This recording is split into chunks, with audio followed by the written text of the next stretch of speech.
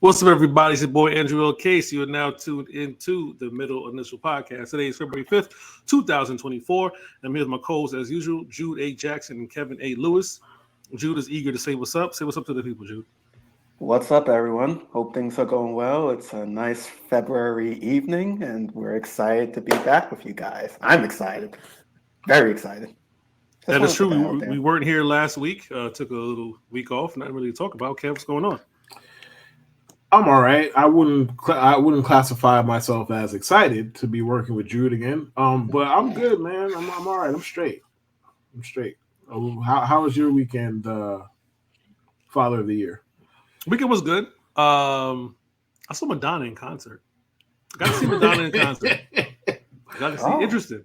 Very interesting. Very interesting. I saw a couple of concerts. Was that set up on purpose, or did you get tickets from somebody? That was work. It was work related. Work related. So got to see Madonna perform, and yeah, first time seeing Madonna perform. And I'll say this: the whole bag. It's been a while. Hey man, hey, I just want to be known. His thoughts do not reflect mine. Like Jude could sink or somebody.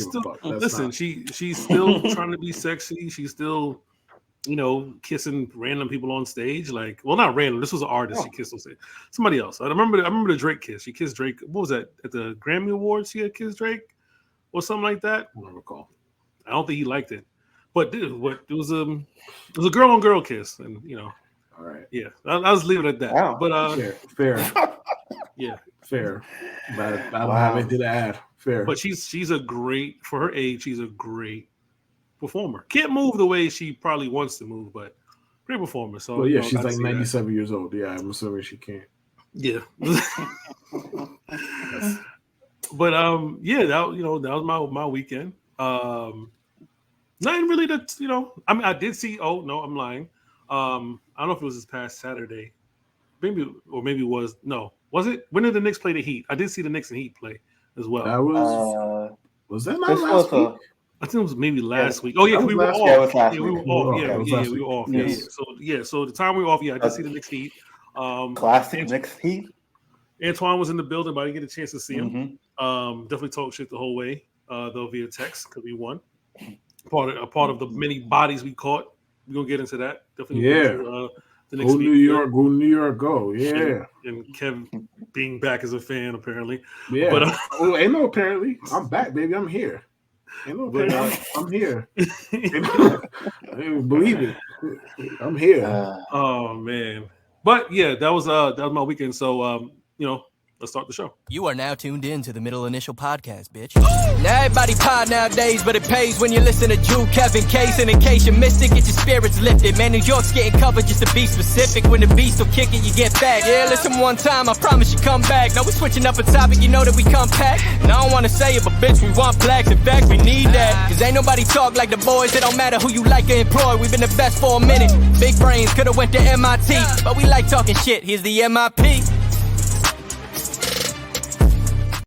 Yes, sir. We're back after taking a little week sabbatical. Middle Show Podcast is sponsored by, drum roll please, W Energy. W Energy is a jitterless energy blend. Recently got sponsored. Link will be in a bio. Go ahead, say it, Drew. Say it. Go ahead. Yeah, and Jude has a new slogan. Go ahead. Let's see if we keep our sponsor. Go ahead, Jude. Say it. If you don't want to get dubbed, get a dubby. There it goes. W Energy. Be better. There it goes. Imagine. Just get a dubby. And everything will be good. We are the New York Knicks. We are the New York Knicks. We are the New York Knicks. We are the New York Knicks. Say go New York, go New York, go. Go New York, go New York. The streak is over. It doesn't matter. We went 14-2 in January. 14-2 since the OG a newbie trade. I believe after that we had won one more game. So we were like 15-2, and now we're like 15-3. In the past 18 games, the Knicks had willed themselves all the way up into the third seed until the loss to LA. Shorthanded Knicks, I should add, by the way. But it doesn't matter. The Garden is All right, we're gonna get into this part. The Garden is not exciting. Can I say this? The Garden is not exciting. Wow. We're starting off with the negative. It's fire. No. I'm just gonna state. It's a statement of fact. Now that it's not actually. It's a statement of fact. That quite literally cannot be a fact. It cannot be verified. That literally cannot be a fact. That's not how this works. Listen, it's a fact. I'm on Kev's side. It's not though. Words mean shit. You can't just use words however the fuck you want to use them. I feel like Larry David right now. But whatever, keep going. Do you want me to say the Garden is not as exciting as it appears to be, or it used That's still to be? not a fact. None of it. You can say it's your opinion. Just give it. And we can move on. Garden is, and I'm gonna say why it's a fact. I work at the Garden. Flex. And I've been at a Rangers game, I've been at the Knicks game. The Rangers have season ticket holders. They don't have tourists coming in to watch hockey. The fans that are there are their fans. On the other hand, the Knicks games that I've attended as a non-worker and as a worker at the Garden, it's not exciting anymore. And I'm gonna tell you why. Because wait. First of all, before you continue, sorry to cut you off. What the sample size is? What here? 2 games? I'll say that my personal sample size from in between last year and this year, I'll say it's eight games. Okay, 8 games. Good. But I asked. I said, "Hey man, is it me or does it feel like it's not, loud enough, crazy? Like Knicks are really good right now." And they told me these are tourists. They're not Knicks fans. A lot of them. I don't know what the percentages are, but I will say this much: are there pockets of the Garden where it's like, the crowd is into it? Yes. Are there a lot more pockets where people are sitting down and they're not into the game? Absolutely. And it's not a knock against the Knicks. It's just if you go to the Knicks game and you expect people to be loud and boisterous, it's not going to be what you expect. If you're a diehard Knicks fan, if you're a basketball fan as well, but it's still the Garden. It's packed up, everything like that. I'm not saying the Garden is boring, but it's just not as exciting as it used to be. And maybe they feed in crowd noise on TV, but I'm gonna tell you right now, you could hear the person next to you talk. It's not that crazy, depending on where you at, depending on the section. Let's see. I only say that to say because I need more people. Come on down. I know tickets are expensive. Get some nosebleeds. Fucking least. Yeah, the Lakers tickets were like $320 for nosebleeds. Like it was ridiculous. Just to breathe. Just to breathe. Just to breathe. It's really outrageous. It's really expensive. But no, for real, I'm being for real. Like it's I've been there. Like it's not that like what I expected sometimes. And the thing also, I think I said it before, watching a game with the pumped in, not the pumped in noise, but with the announcers and stuff like that going, it just gives a different feel. Like you pretty much are just play by playing it yourself. The game, like you got to pay attention who's on the court, what's going on. You're not going to hear any real explanations of anything outside of what the referee's instructions are. But yeah, you really got to be tuned in. I think that's the key. Go ahead, you. I will say I'm looking at the prices right now. Just see Celtics at Knicks is like $285 just to exist in the building, pretty much. Like it's probably even less than that, but it's probably going to be like 170, 180 just to get to the building to $280. So it's like fans are getting priced out. It's been that way for several years now. It's going to be that way as long as the Knicks play at Madison Square Garden. Just is what it is. If you are a diehard Knicks fan and you want to go to a Game 7, you're probably going to be prepared to pay like $1,000 just to exist. $500, bro. You run up to the Garden and go in there and ask them what $500 will get you, and you know what they're gonna tell you? The fuck out. That's what's gonna get you. The fuck out. It's sad because that 14-win January was tied for 1994. 1994 was the last time the Knicks had a 14-win month, and 1994 was the last time the Knicks went to the finals. Now, I'm not that type of fan to get ahead of myself and say the Knicks are going to the finals. I'll do that for you in a minute. Yeah, Kev. Oh, you want me to do that?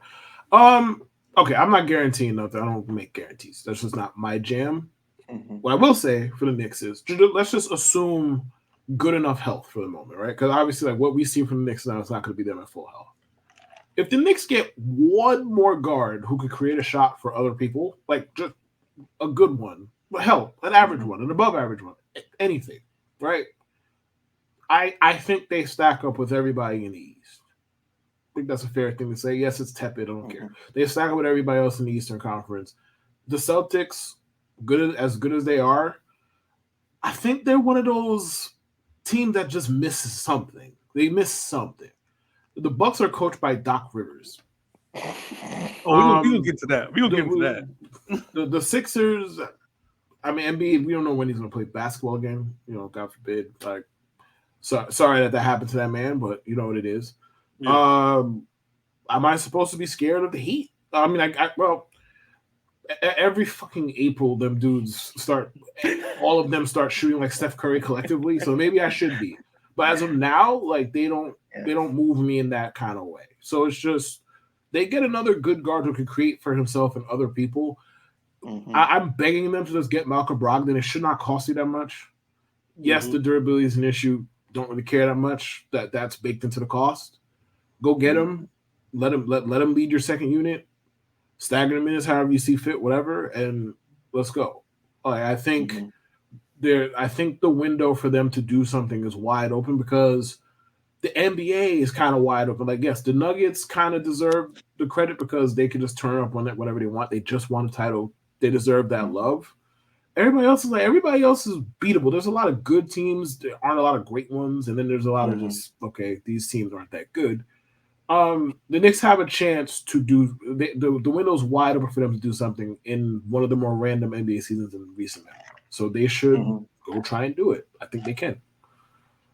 Yeah, I get what you're saying. I mean, I think OG. I remember the whole OG Anunoby trade. A lot of people were melting down about, oh my God, RJ Barrett. Oh my God, Emmanuel Quickly. But I think the importance of someone who's good at. I mean, this is super cliche, takes super casual. Importance of someone who's good at playing defense can't be overstated. Yes, OG isn't going to go off for like 30, 40 points, but he's probably good at defending the other guy's best player. Not probably. He's extremely good at defending other people. Yeah, he's the definition of like a defensive player of the year candidate. In the games that he's played, the Knicks, he's plus 25 average. And that's part of the reason that I'm back on the bandwagon, baby. They got the quintessence. Like OG was the type of nigga I grew up on.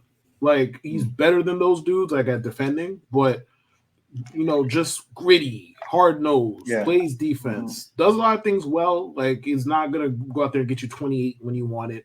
Fine, he doesn't have to. Like if he's gonna give you 17 and shoot a few threes and defend like his rent is due every night.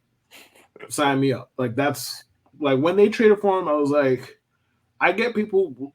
I like Quickly too, and I wasn't but into the Knicks at that point like that. I like Quickly too. I get the appeal. You had to give up something to upgrade from RJ to OG, and now that RJ is off the team and out of New York, I can stop lying because since he's Jamaican and all that, I can stop lying. RJ's not good at basketball. Like he's just not. He's not. He's fine. He's a competent, I guess, NBA player who half the time, if you're not watching enough, you would forget he was on the court. Like that's just the kind of player he is. He's okay. He's cool. OG is one of the best defensive players in the sport, and also shoots like 45% from corner three, like 40 overall from three. He is essential 3-and-D. Yeah, he is what you want in this modern era, and he doesn't need the ball to. He doesn't need the ball to pound it into the ground to succeed. Like just. I'll take my open threes. I'll create when he asks me to, when it's needed, low on the shot clock, that kind of stuff. And I'll defend my fucking ass off. So, go ahead. I have a question. It feels like it feels like every week or so, some random pundit is disrespecting Jalen Brunson. Like, is that just because he's a New York Knick, or is it just because he just doesn't fit the mold? How are we defining disrespect? His game, okay. Maybe not disrespect, but they don't give him enough credit. I should say. No, it's disrespect. Candace Parker says, "Oh, he disappeared in the second round of the playoffs." I don't even think that was disrespectful. I just think she didn't know what the fuck she was talking about. I mean, it's kind of disrespectful to talk about something you don't know what you're talking about. You know what I mean? Like if we're going to knock NBA dudes, we're talking about TNT. They do that every night. Right. And I could rant about this, but like they got a whole segment making fun of the fact that they don't know NBA players. A segment on an NBA syndicated show about them not knowing players and making fun of it. I'm not watching inside the NBA for fucking X's and O's. So I'm not one of those who's gonna sit there and cry and make us think about it. I just don't care to watch the show that much. Whatever comes from it that's hilarious hits Twitter anyway. So I just look at it that way. But yeah. Mm-hmm. I mean, I'm just saying that to answer Jude's question, just if an NBA dude like Michael Porter Jr. said some weird shit, right, about the NBA, and they roasted him, rightfully so. Same thing applies. If a WNBA player says some ridiculous shit, they should be roasted about it, right? The thing about Brunson, though, and I'm boiling down to this: people don't like guards, right? And hear me out before I say this. There are a few guards that people like. The type of guards that people like. So you like Kyrie because he can handle the ball. You like Steph Curry because he can shoot the ball. You like Westbrook because he's athletic, right? And then you maybe like Trae Young because he can shoot the three and he's kind of like, annoying. But outside of that, people don't like guards. And people don't like undersized guards. And I'm going to say, quote, undersized. I think that is more apt to the point than they don't like guards. But yeah. Because they're they'll say something like, oh, he's too little to be a superstar. I forgot who said it. He's too small to be a superstar. Becky Hammond. Right, Becky Hammond. But like she wasn't and those comments got taken way out of because it's like, all right, we could just simply look at the history of the NBA. When you're that fucking small, it is hard to win with that guy as your best player. Like Steph is different because Steph could shoot from the fucking parking lot. So Steph, it doesn't fucking matter to Steph, obviously. And the attention that he draws makes life easier for everybody else. But now it's like Jalen Brunson. Hell, the fourth quarter against the Lakers kind of sums it up. Now, again, they were shorthanded. I'm not trying to make this some broader point, but if you're 6'2" and the entire defense is like, you are not going to beat us. Bro, it's hard to fucking win that way. It's really fucking hard. Right. So it wasn't some slight to him. My problem with it is it's a boring point. We know. Like most of us who watch the fucking NBA, we know. Like nobody expected the Knicks to be in title contention when this year started, did they? And this was before the OG trade. So this is not even, they were like 500 and like the 5 seed or whatever it was. And we're talking about, well, what could they do to actually get to championship contention? Bro, they weren't in championship contention to begin with. Like, you don't have a better point to talk. They're playing hard. They're a good fucking story. They got good players. The coach is doing a good job. There's so many different angles to point to. And I'll talk about this later when we talk about load management and all this. But we want to just focus on can they win a championship? Yes or no? Is this player Michael Jordan? Yes or no? Like that's NBA TV at this point. Like that's the television. That's the shit that you get on TV at this point. Can you win a championship? Yes, no. Are you MJ? Yes, no. That's it. Right. There's no nuance. That's pretty much there's no nuance. So if the disrespect comes from a lack of nuance, Jalen Brunson's too small to be a superstar. That's not true. We have superstar guards before. Now, it sounds like they're trying to compare them to Thomas instead of comparing them to Isaiah Thomas, the other Isaiah Thomas. Like they're comparing to the small Isaiah Thomas, who's like 5'10", and not the 6'2", 6'3" Isaiah Thomas, right? If you're going to make these, I guess, definitive comparisons as far as like, oh, someone's being too small or undersized, or he's not Steph Curry, he don't shoot and spread the floor, you're missing everything else. Brunson has Hakeem Olajuwon footwork. I'm going to say this again, and I don't give a fuck how anybody feels. Jalen Brunson has Hakeem Olajuwon footwork. He gets into the post, he gets on his pivot, he pump fakes, he spins, he jab steps up and under, he goes through. He has Olajuwon footwork. He has bodied other guards his height that he felt like he deemed too small because he's strong enough to post up. There are differences and nuances in Jalen Brunson's game that sets him apart from other guards. That is the major difference. The man could get to a spot. His floater is, I think his floater is like a 67%. His floater is like the he takes like the third most floaters or something like that. Right. I can't remember what it was. Floaters, layups, mid-range, 3-point shooters. He has a fucking bag. He's widely skilled. If you watch basketball, you're a basketball person. There's no way you look at Brunson and say he can't be a superstar. Now, to Kev's point, the Lakers double teamed him 30 times. Yep. 30 times. Now, here's the thing about that. It's so interesting. White Dante, who I think he made like 5 or 6 threes that night, right? Yeah. He went absolutely cold the rest of the night. Grimes couldn't hit nothing. Josh Hart loved Grimes didn't play. Sorry, Grimes. I mean, McBride could hit nothing. Josh Hart, love him. He can't shoot threes, right? If the Knicks had Grimes or OG, they win the game going away. It's just one person need to make a basket. The person that you want to make a basket, your guy, is getting double teamed for 30 fucking plays. Now, if he was 6'8", would he not get double teamed 30? Yes, he probably still get double teamed because no one else was scoring. They're daring other people to score.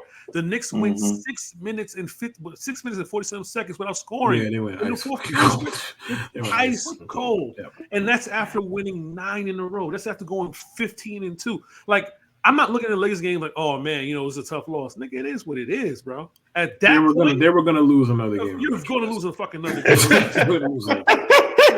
For the people who were thinking they were going to go undefeated, like, there wasn't shit to take from that loss except the Lakers put together a smart. Well, I can't even say smart, an obvious game plan. Especially in the fourth quarter, just like, listen, man. All right, you done scored 30 points. Somebody else got to do it. Like, if Dante wants to send us home with an L, fine. If Josh Hart wants to send us home with an L, fine. Precious Achiuwa wants to send us home with an L, fine. It ain't gonna be 11 though. That's what I think. It ain't gonna be 11. It's not gonna be him. He's not gonna do it. So yeah. So but you can't tell me you watch ball and look at Brunson and be like, this kid can't be a superstar. This kid can't. There's no fucking way. He has changed the Knicks for the better. And also, sorry, go ahead. No, I was gonna say, and he compliments a guy like Randall, and I'm gonna use the word compliment lightly, because Randall is still inept in the playoffs. But during the regular season, he compliments Randall very well. Okay. Right. And also the thing with Brunson, while I don't necessarily agree with the commentary, I haven't. Let me start by saying I haven't seen all the commentary. I've seen like the main viral ones. So like I've seen those. I haven't really seen all the commentary. I don't necessarily think he's being disrespected. Now, if one wants to say he's underrated, fine. Like, be my guest. He is, I think. I also think it's one of those things where people are kind of slow to react to things. And Jalen was a role player. Well, I'm sorry, a bench player in specific for the Mavericks for however many years. He's been at or close to his level for a year and a half. So he's not the household name yet. So, like, he's not going to get the household name kind of coverage in some cases, not all cases. It kind of reminds me of what they're doing on Brock Purdy, pretty much on both ends of the stick. Like, and I'm not saying that this is apples to apples comp, but it's like if Brock Purdy was picked in the first round, we're not talking about him in this way, but both sides. And it's ridiculous that we're talking about him this negative. It's like, oh well, how come Brock Purdy? Like, y'all do realize that Brock Purdy was picked last in the draft. And he's 2 years in, right? Like, you realize that holding him to the standard that you're holding Patrick Mahomes with doesn't make any sense, right? Like, yes, he has good players around him and game manager this and game changer, fine. He's in the second year in the league. He was picked last in the fucking draft. But, and it's, to me, it's quite clear that the guy is good. Do I think that? I think the people on both sides of the debate are smoking rocks. Like, the extreme both sides of the debate, I think they're all smoking fucking rocks. The guy is clearly fucking good, but it's like, oh, he was picked in the 7th round. How good can he really be? Watch the games, watch the tape. I don't know what to tell you. Like, oh well, Jimmy did the same things in the same offense. No, he didn't actually. Like his number, the offensive numbers went up across the fucking board with Brock Purdy in there, and Brock Purdy is willing to make intermediate throws that Jimmy Garoppolo could only dream of making. So let's not. But yeah, Jalen. If Jalen was starting in Dallas and putting up 20, 24, 23 a night.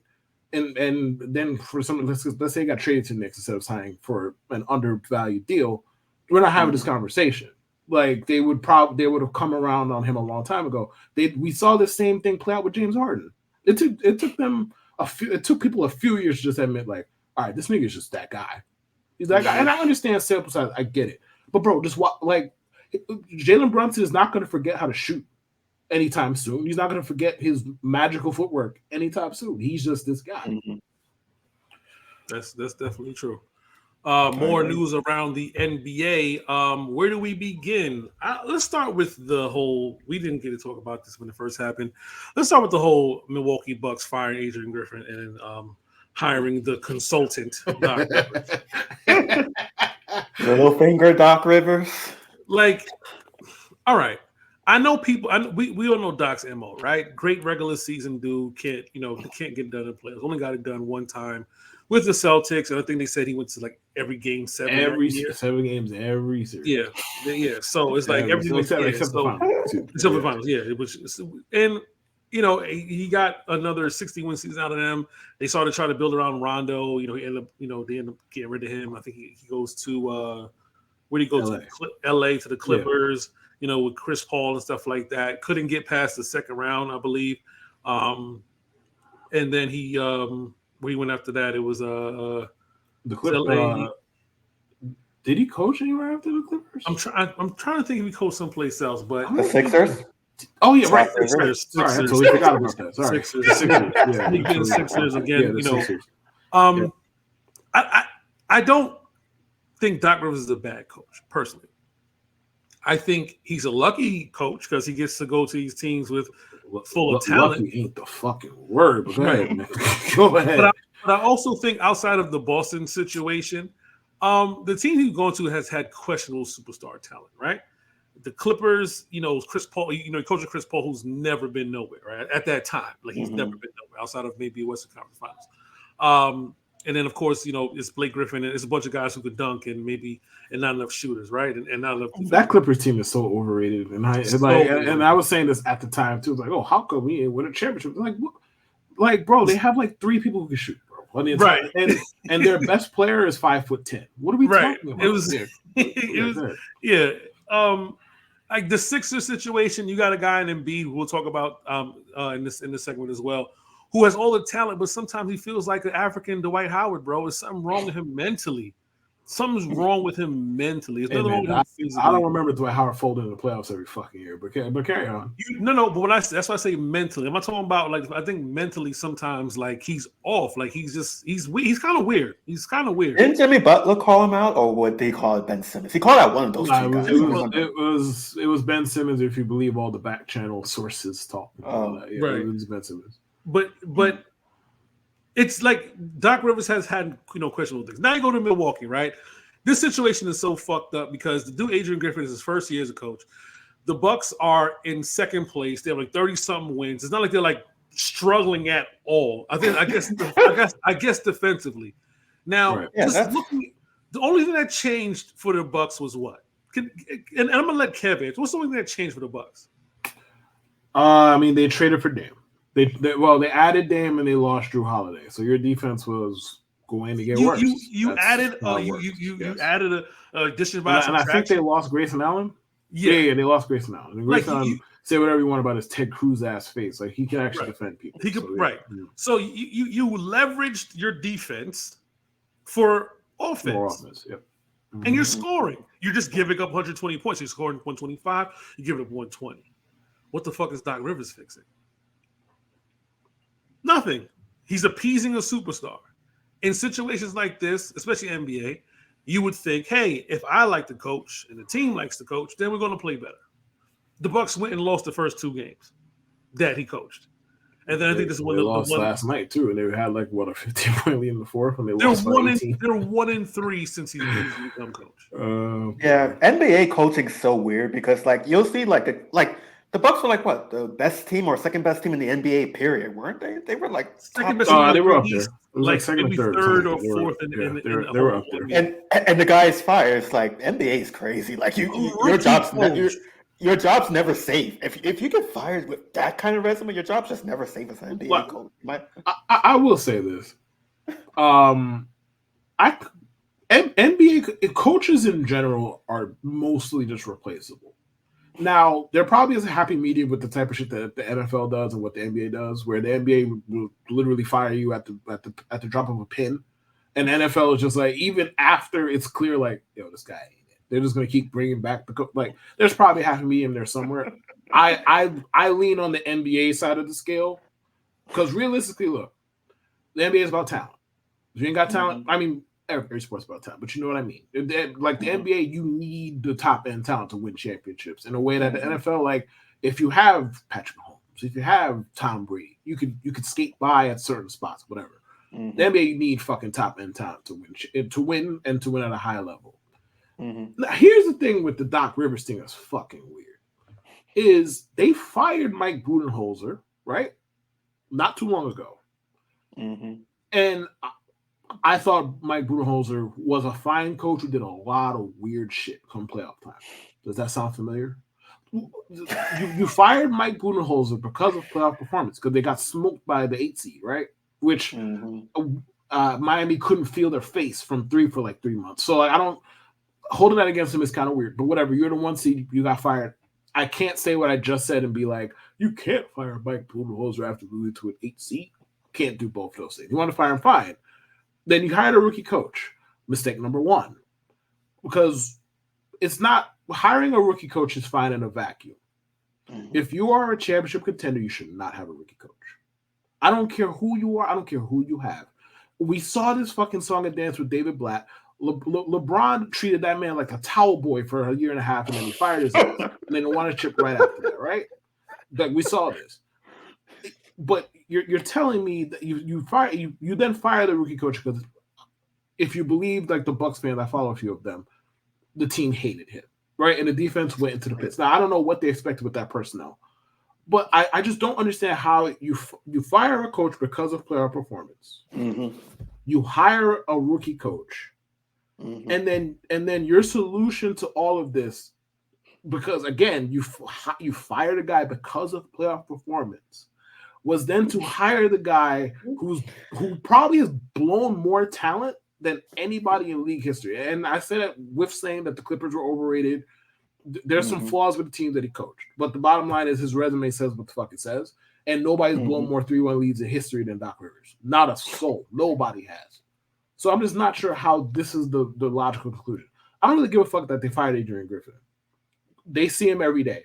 If they think he ain't it, I'm led to believe that he's not it. And in the NBA more than any other sport, how much your players like your coach fucking matters. Because for the most part, them dudes are replaceable. They don't want to work for somebody they don't fucking like. Nobody wants to work for somebody that they don't like. Obviously, most of us have to, but in NBA, you don't. Like Adrian Griffin, like, bro, we can find anybody to be Adrian fucking Griffin if we want. Which is why you don't hire a rookie coach on a team where you're trying to win a chip. You just don't. It's not good. It's not good practice. It's not.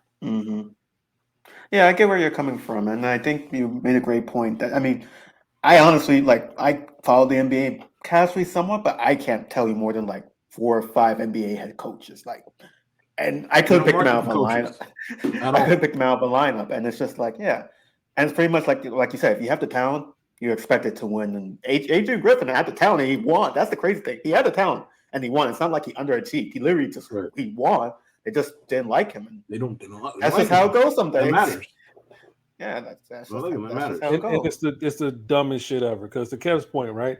Remember when they fired Stan Van Gundy and brought in Spoelstra? Spoelstra was a rookie head coach. And it didn't seem like it was going to work, but look, he's still coach. 2 championships later, like 16 years later, still coach. And he's been to 2 more finals without the best player in the world. You know what I mean? The big 3, whatever, right? Michael Jordan loved Doug Collins. Yeah, when Krause said, beat it, you know what I mean? We're going to hire somebody else. He was pissed. They brought in Phil Jackson 6 rings later. You know what I mean? I think it works in multiple ways. I think sometimes NBA players are spoiled and entitled, and they just want things to go their way. And I also think that sometimes the GM knows best, especially if the GM's a basketball guy, right? You know, the thing, not to be like a revisionist about history, right? We all know Jordan didn't like Krause and stuff like that. If you watch The Last Dance, you've seen the stories and everything like that. Krause was fucking right. And I would say at least 85 to 90% of the time, outside of breaking up the whole team. The man wanted to bring in Tracy McGrady to replace Scottie Pippen. He wasn't wrong. Like, he wasn't fucking wrong. Like, you know what I mean? Like, that's what he wanted to do. And Jordan, you don't win 6 chips. I don't care who you have. I don't care who. Like, you don't win 6 chips not by not knowing what the fuck you're doing. 1. And being right far more often than you're wrong, 2. Right. You just don't. Right. So it's like, I think there's examples for, different times in the league. Some coaches don't know shit. Some GMs know better than others, whatever. But in this situation with the Bucks, I don't know what the fuck they're doing. You have Giannis, who's like the MVP the year before. You know what I mean? Definitely MVP candidate again this season. Mhm. You broke up your defensive core to get Damian Lillard, and then you said, "Well, we're gonna," like you said, you fired Budenholzer, and then now you have a rookie coach. What do you expect? You even let him. And the funny thing is, if you started 20-17, I would understand if it was a slow start and you were giving up the same amount of points. But you're like 15, 16 games over 500, and now with Doc Rivers, who was a consultant, by the way, and we even get into that. Did Doc Rivers dirty Mac his way back into coaching? Probably. Of course. Of course. Baby, you know he can't do it like that. He can't. I got a ring. You know he can't. Baby, I got a ring. You know he can't do it like that. He don't got a ring. Let me show you, baby. He's new to this. I'm true to this. Fuck out of here, dog. Listen, man. It's clear. It's clear that they fired dude for non-basketball reasons. That is 1,000% clear. Couldn't be more clear if you tried. Now, Doc getting the job, especially given that he was the consultant to begin with, is really fucking funny. And Doc keeps falling into these jobs, and it's like, I'm not going to talk too much shit because a black dude getting jobs that he don't really deserve. I'm just not here. And it's February. I'm not here to talk too much shit. I'm not. A black dude filling up like. Hey man, do you, baby? Hey. You got it. It's about time as one of us. Right. But to another black dude, if he did it to a white dude, I would have respected it more. He did it to he's done it to a lot of people. That's the thing. He didn't feel it before this. This is his jam. Doc is gonna find his way into coaching some Hall of Famers. It don't matter how it gets done. The bottom line, when you look up, Doc gonna be coaching some Hall of Famers. Just give him time. That's true. He finds a way. He somehow finds a way. He finds a way, man. I hope he finds a way to teach him how to play defense because, boy, speaking of them boys gotta make a trade or two, man, because they don't have it. And they're old and slow. On top of that, and he just got Middleton back, and he's not really making much of a difference. But speaking of defense, there is none in the NBA. There is none, and like a woman in the boudoir with an undersized man. Where's the D? Where is the D? There is no D. Wow, I wasn't expecting that. I wasn't expecting that. But to get away from this topic quickly and to ask where's the D, I don't know because you know what? I will be fair and say just from box score watching, it feels like a lot of the lack of defense is coming from bad teams. So the Spurs are probably one of the teams getting up to 60 plus. The Hawks, Hornets, teams you kind of expect. Pacers, they're a good team, but they have a bad defense. I haven't really seen any great defenses just randomly give up 60 or 70. It's usually just a super bad defense. And it's just, don't you have some pride after a while? Like a guy is scoring 35. Aren't you? Them checks are still clear. They don't give a fuck. Them checks are still cash. The Spurs have 6 wins. You think they give a fuck? Them checks is clearing, bro. If anyone's like, hey, maybe we should just try to hold him at 40 or 50. Let's not let him go off. And they're just like, nope. Three. It's like, what the fuck? With the new rules, right? And I don't even want to make this an old school versus a new school thing, right? Because guys went off back in the day too. I think Jordan had a career high of 69. Of course, the Will Chamberlain 100. Considerably worse. You know what I mean? So David Robinson 73 and stuff like that. Guys have gone off. Nothing of the same shit though. You can't get hit hard for going off on nobody, right? But Embiid and Cat both having 60-point games, and we were recording the podcast when it happened, right? And then Luka follows up with what he had. I think it was 73. 73. Yes, was it 73? I think it was 73. Yeah, it was 73. Yeah. Okay. And we know Devin, which he tied Devin Booker, who had 73 the year before, right? And then we had the obscure 50-point game some years. There's someone's going to score 100. I don't know who. I don't know when. Someone's going to score 100. Nobody scored 100 points, man. Hold on. Hear me out. Nobody scored 100 points. Go ahead. I think the reason why I think someone is going to score 100, right? Because when Kobe scored the 81, we thought that was far-fetched. The performances these guys are putting up now are better than Kobe's. They're just not scoring 81. Like Joel Embiid, he's 70 points, right? 1 3 made. That's impressive, right? Luka 73, Booker 73. Not the same output as Kobe, but still better, like better performances. Oh, Luka's game was better than Kobe's. Right. Like, for example, like, Embiid's was impressive too. I don't have much of an opinion with the comparison. The thing with the Kobe game was, and I'll say it since nobody else will, I'll say it. The way the Toronto Raptors played defense that game was stupid. Like, they were letting Kobe go single coverage against old ass Jalen Rose. And it like go rewatch the game. It wasn't like Kobe was out here taking shots over 2-3 people all the time. No, it was one-on-one. And I'm not criticizing him or trying to undermine what it is to score 81 points and 46 shots. I'm not that big a hater. Okay, It's impressive regardless of who the fuck is guarding you. All I'm saying is, eventually, at least, the Hawks, once the fourth quarter started sending double team at Luka Doncic. Yes, it was after he scored 60-something points already. Understood. Better than what the Raptors were doing. The Raptors were just like, hey man. I got nothing. I got no answers. I don't know. You might want to send 2 people at him. I don't know. Just a fucking thought. You might want to send 2 people at him. Yeah, that's the thing. Like, after a guy gets like maybe 75 and it's still early, like, it requires a perfect set of circumstances to get to 100. A, the other defense has to be so fucking bad, and B, their offense has to be just as good as how bad their defense is. And quite frankly, it's probably going to take an overtime or 2 to do it too, like on top of everything else. Well, I mean, Steph Curry scored 60 in overtime and lost the other night, right? And Golden State has been bad. Like, that's a franchise that got to look at themselves like, all right, this is done. Like, this is done. It's whatever we're wasting whatever Curry has left. Like, we had high draft picks. We traded those dudes. They ain't pan out. We got Draymond Green still smacking niggas in the face, and Klay Thompson just can't shoot anymore. He's broken down. They need to fix that situation. But still, the guys are going off. I think the perfect situation would be, and this is like an NBA 2K mentality. If you could score 50 something in the first half, right, and the game is close, like the Jude said, like a high scoring game, it's like whatever. Yeah. That's the perfect storm. It has to be a close game. I think we scored 100. They said it was a blowout, but I think it was close until the fourth quarter. Then it got out of hand or whatever. But it has to. The factors have to be, the game has to be close, and it's so close you can't really one-on-one. You can't really double team that guy. You know what I mean? You might go into foul trouble, whatever. You got to keep your guy on offense, on the court, whatever. So it has to be like a perfect storm. But I don't think it's far-fetched. You know what I mean? With minutes and load management, what we're about to get into.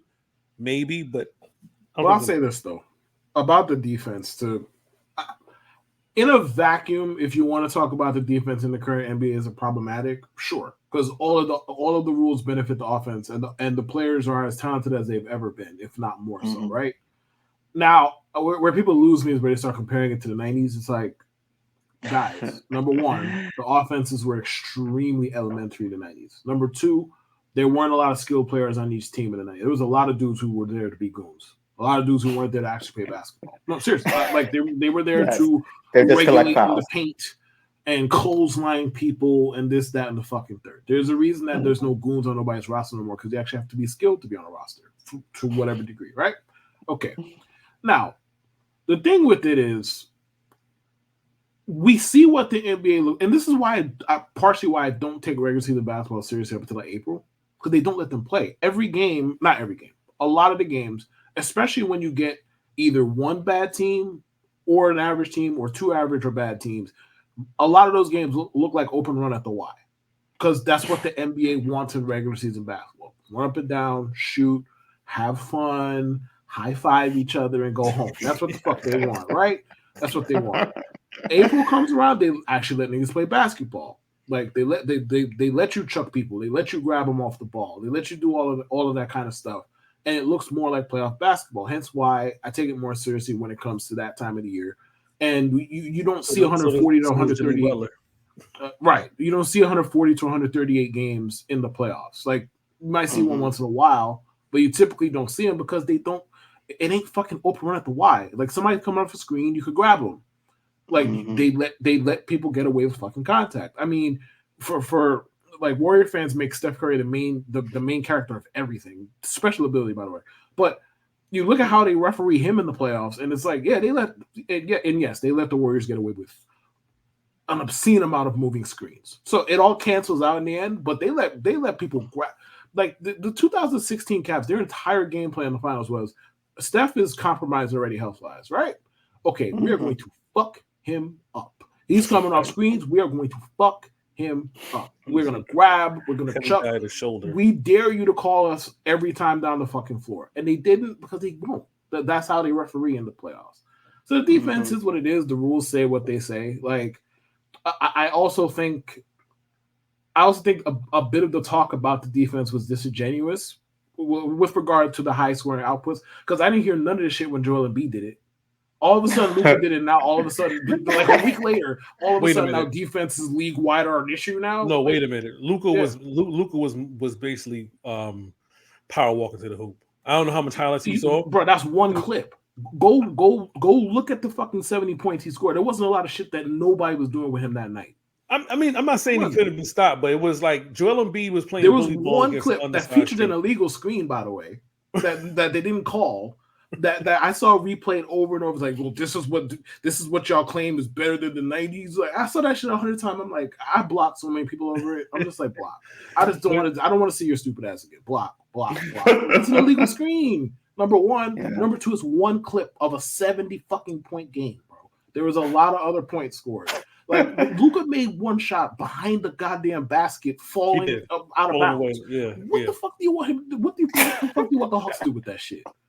Besides, get a sniper. What do you want them to do? What is the only thing you can do at that point? Get a sniper. Pay somebody. Eliminate the problem. Literally. The contrast between those performances. Embiid just was bullying, and he got to the free throw line like how many times? And Luka was in his bag. Luka's in his Duffy. Right. You know, it happens. You know what I mean? Now I have a fun question for you. Where do you think, if it does eventually happen, the 100-point game happens? What court is it going to be at? I think it's just going to get mad. What court? Oh, court. Yeah. What do you mean, like who against who? Nah. Yeah, like the Knicks. Whatever court. Yeah. I think it's going to be in Madison Square Garden. I just think it's going to be there. No. I mean, Jalen Brunson about to do it. Jalen Brunson up the hundo. First of all, guys. Then they'll say if he was 6'6", he would have gone for 115. But anyway, go ahead. Right. First of all, we have to think who's going to score the 100. I think it's a better question. Who would score the 100? I think Luka would be the one to score the 100 or get as close. I think Luka might break Kobe's record, at least the modern day score record. Please, SG, right? Please, or SGA. I think I low key think SGA could be the one that does it too. The thing with SGA is he doesn't shoot a lot of threes. That kind of works against him in this regard. But I mean, then again, Embiid again went for 70. He had because people were saying Booker wasn't shooting a lot of threes. He shot a lot of threes last year, and he had that crazy game. But I think Luka probably is the one who does. His game is ridiculous. His game is ridiculous, and when he's on fire, which he's been on fire a lot of times, it's crazy. I think if he does it, it happens in Phoenix because he hates Devin Booker. He hates Devin Booker. It's like the perfect storm. Like, oh, we both have the same career highs. He's just gonna come in there and say, "I'm gonna drop 80 on your ass," just to fuck with you, because for some reason they don't like each other. Makes for a great rivalry though. Moving on to the last NBA topic, the 65 game rule. People are okay, and when I say people, media. Shaq and whoever, people talking, Charles, everybody like, 65 game rule, blah, blah, blah, blah. And, I guess the younger players are like, that's bullshit. Like Gilbert Arenas, who has, let me say something. And I don't know Gilbert Arenas personally. I'm not dissing underdog. I'm not dissing underdog fantasy network. I know Kev works. That's my colleague you're talking about. I've never seen someone say so much wrong shit.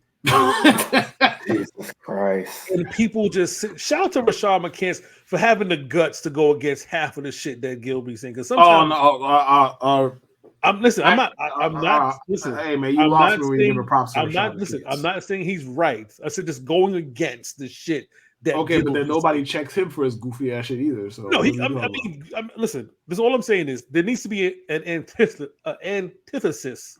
And sometimes it's Kenny Martin, sorry. And sometimes Kenny Martin I look at him, he's just looking at him like, yeah, okay. He doesn't want to say something. Sometimes Kenny goes off on the nigga like, yo, what the fuck are you talking about, Gil? And I say this to say, he was saying, "Oh, it's about the MVP is about money and this and the third, blah blah blah." And I get that portion, right? I get that, and it's I forgot exactly what he said, but it was just something that kind of rubbed me. It felt so stupid to me. I gotta go back and look, but the 65 game rule is fair to me. It's fair. If you can't play more than 65 games, why should you be MVP? I know what it was. He said to fix it, it should be the person who scores the most points and not average, which I don't understand why he said that. Who scores the most points, right? I guess he's talking about the scoring title. I guess because I'm like, that's the MVP.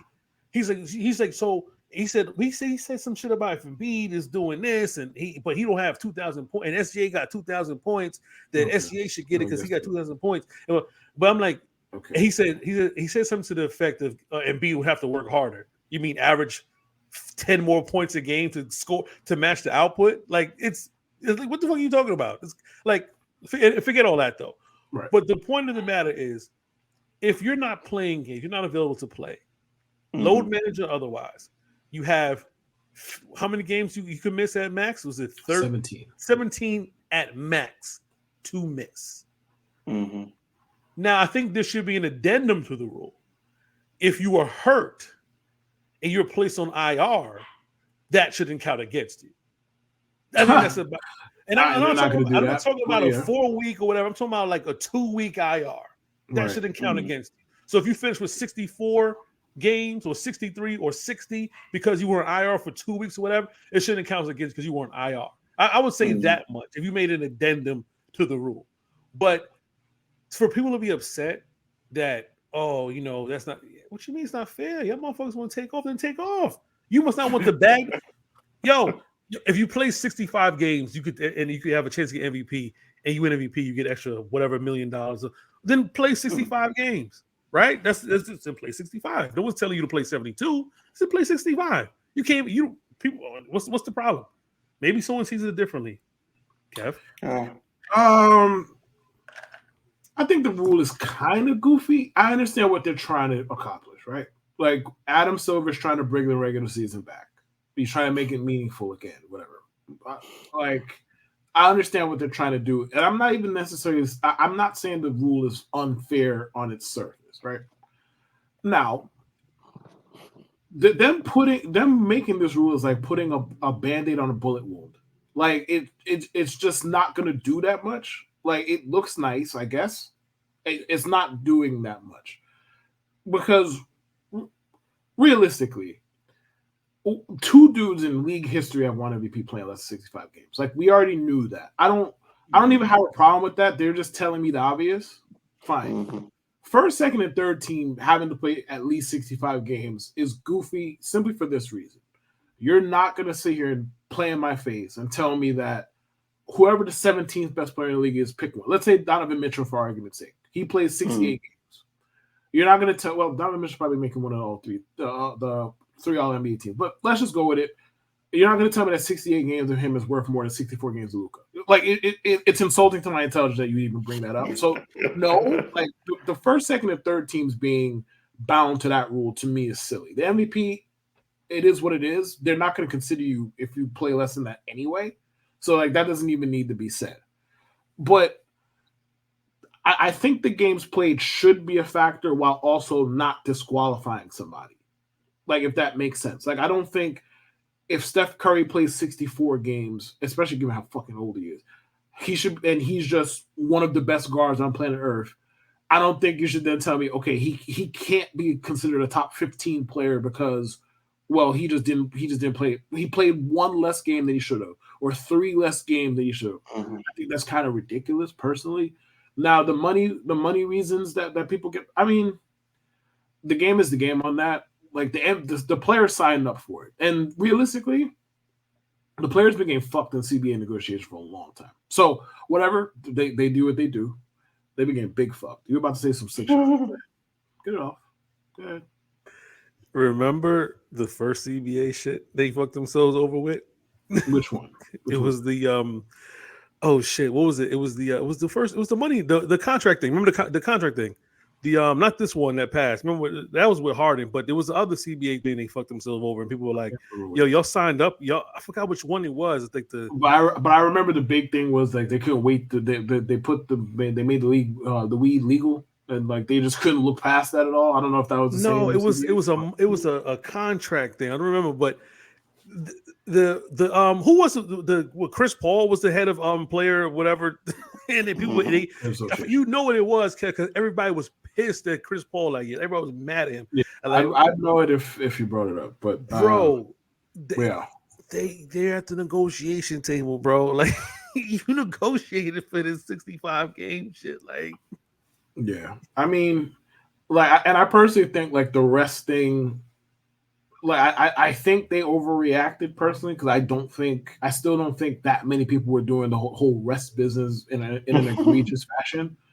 And realistically, the bottom line is the cleaner fix is something they're never going to do. So they got to try other shit. The cleaner fix is either you play less games, which they're never going to do for money reasons, or you schedule the games further out so there's no fucking back-to-backs. They're not going to do either one of those things. So we're going to do stuff like this, and we're going to take quarter measures, and we're going to hope for the best. Like, that's kind of what it is. I'm not tripping over the 65-game rule. It is what it is. I think it was goofy personally, but I understand the vision. I see what they're trying to accomplish.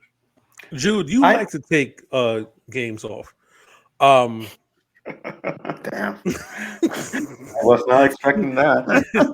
Because you know, Saturday comes and you disappear, you're not in Discord. Damn. I'm not low managing. There's no low management for me. Yes, there is. Jude be like, yo, it's Martin Luther King's birthday. Yo, Jude is kind of in the podcast. He's like, yo, it's Martin Luther King's birthday, bro. Like, you have to work. Right. Like, yeah. Like, I'm taking my federal holidays off. Right. Fuck you. Right. So So you're a big advocate for load management, Jude. So I'm interested in hearing your argument. Hey, I mean, they're taking PTO. They have the right. They're employees of an NBA franchise. They have the right to take PTO. And if they're taking PTO, good for them. Good for Kawhi. Good for Paul George. Take the PTO. Lately, you know who's so stupid. Like, sorry to cut you off. It's just so dumb in general because he became like a face despite having a fucking degenerative. Anyway, go ahead. But like this year, I'd say the low management winners are Boston and LA. Boston in particular, I feel like every back-to-back, Jason Tatum or one of them has the flu. Every back-to-back, one of them is going to have the flu. Or they just send out a lineup like they did the Bucks game. They sent out everybody and just got absolutely ran off the floor and then didn't even bother to send their starters out for second. But keep going. Yeah. And then what was it? The Lakers. What was it? They played against the Celtics too. Like you would think Lakers versus Celtics. The starters are coming out. Yep. They rest LeBron and AD's like. They still won the game. That's the fun part. But yeah. It's like this is the new NBA. But hey, they're taking their PTO. They deserve their PTO. And also, and sorry to cut you off, but you're fine. Listen, the thing with a lot of this discussion, and a lot of it, like when it comes down to it, makes me uncomfortable because some of it is gross. But I'm not going to get into the gross part. I don't want to make myself angry. A lot of it comes down to not a lot of it, but there's this annoying undercurrent of people comparing themselves to NBA players that drives me insane, buddy. You work at a hospital. What do you mean? You're not an NBA player. Stop. Like, oh well, I show up to work 85%. I don't care. You're not fucking Jason Tatum. I show up to my Staples job all the time. If I could do that, congratulations.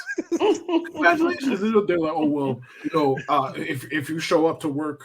If I show up to work 77%, 85% of the time, you're going to tell me the guy who shows up 77% of the time is better than you. You tell me, is he better at his job? Is that person better at the job? Then yes, I will take the 77% of the guy who gives me 9 out of 10 level work instead of the fucking 85% guy who gives me 7.5 out of 10 level work.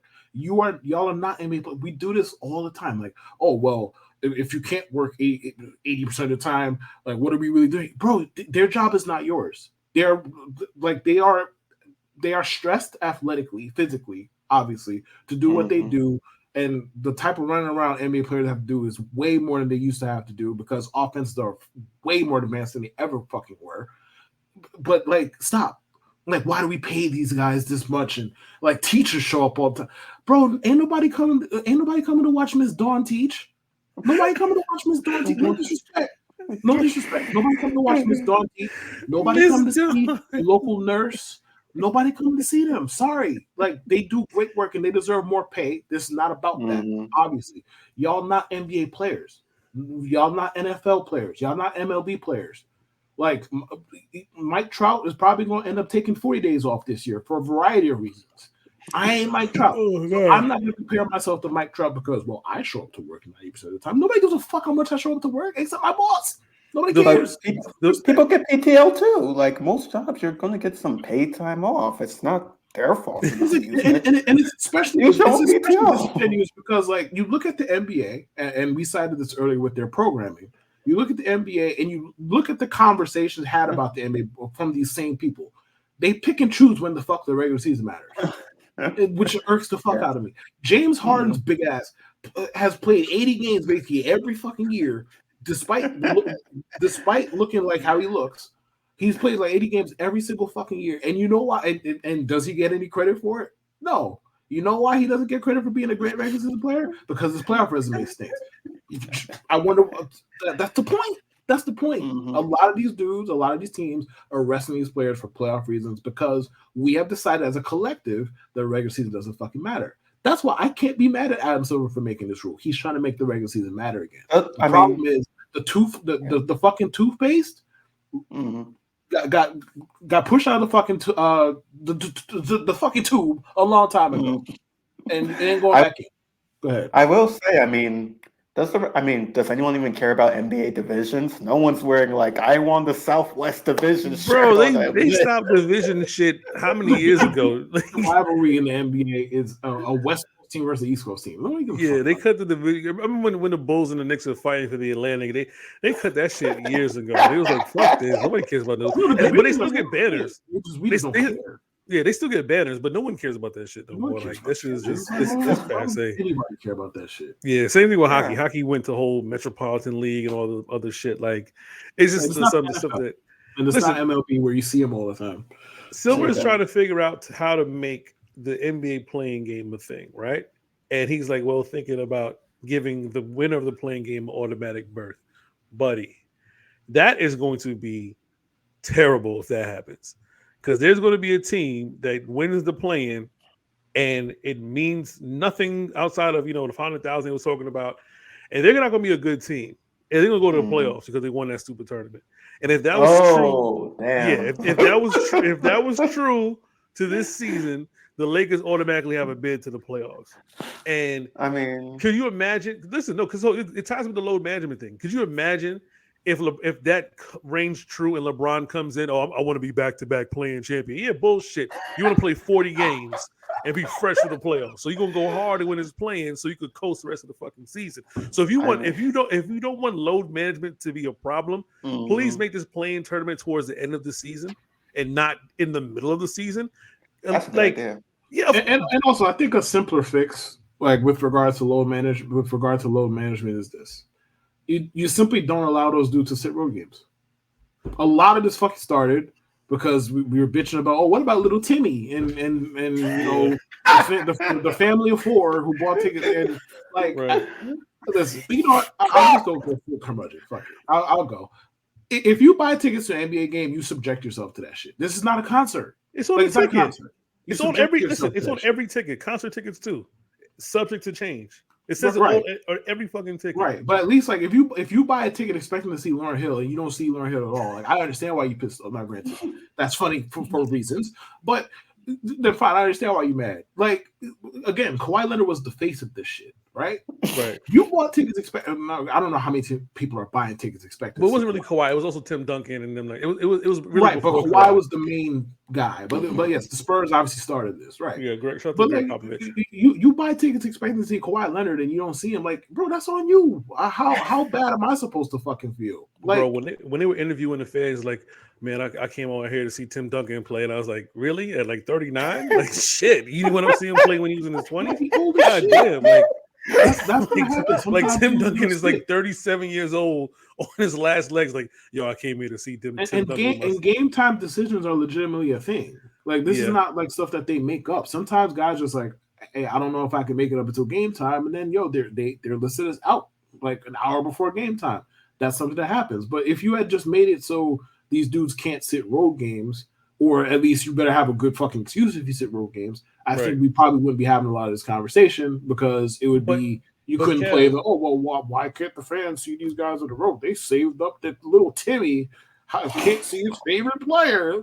but they also understand is the NBA has also forced the player's hand because remember when Greg Popovich was doing it was his rest. He brought the fines in, right?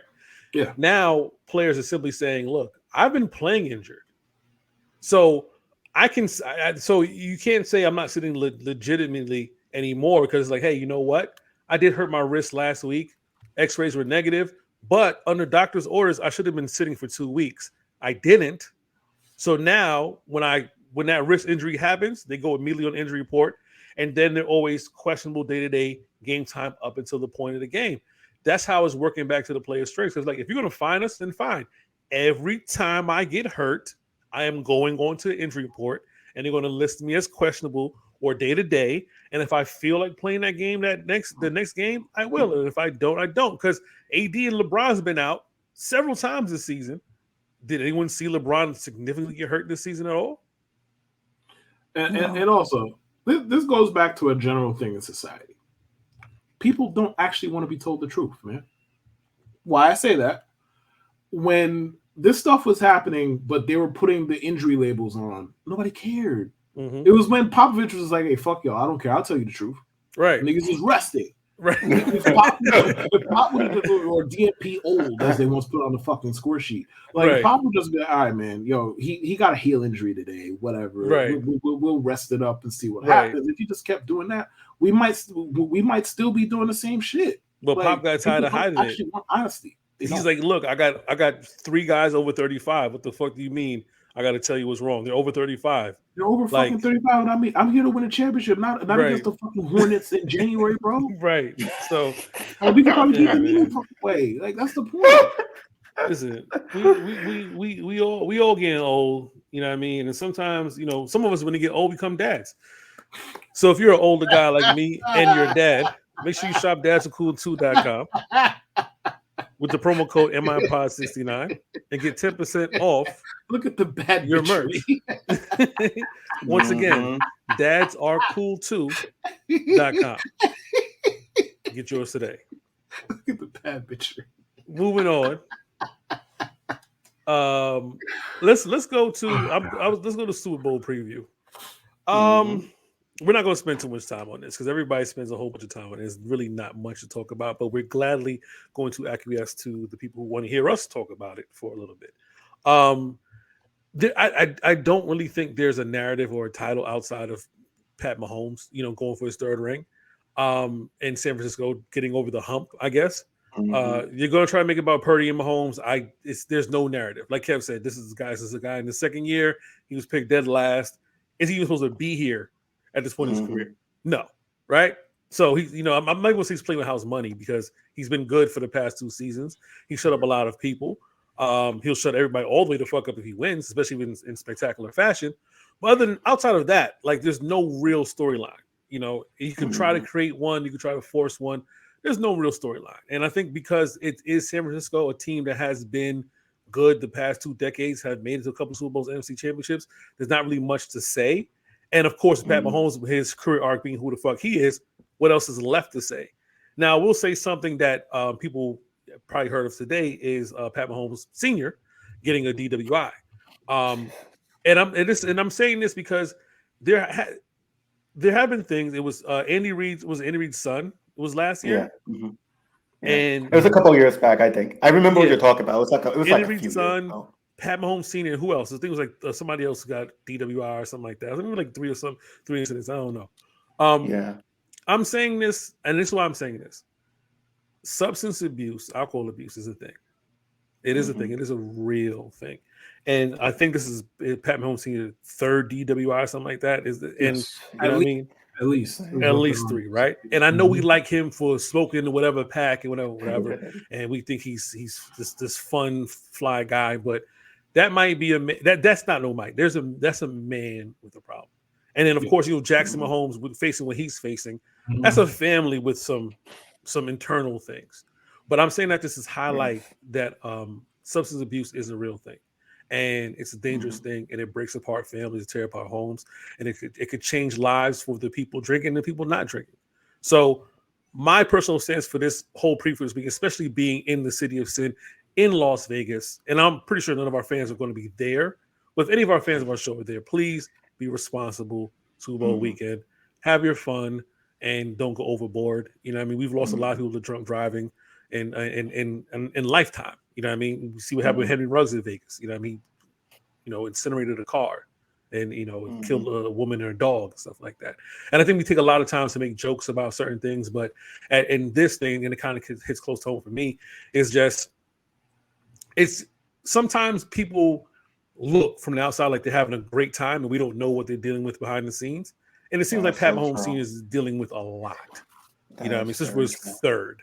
And I know we love him for representing the black culture because Pat Mahomes is biracial. We're not too sure if he's black or not. And we look at his black ass daddy and all the shit that he does. And that confirms it. He likes to get lit and smoke cigars. That confirms his blackness.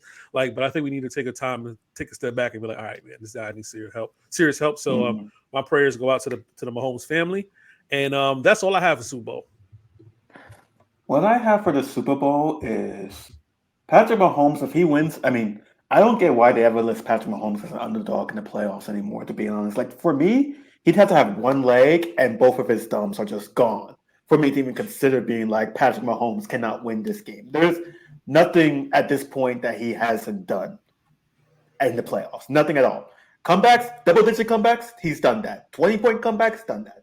They were fucking Kadarius, Tony, Sky Moore, and a bunch of NPCs, did that. What?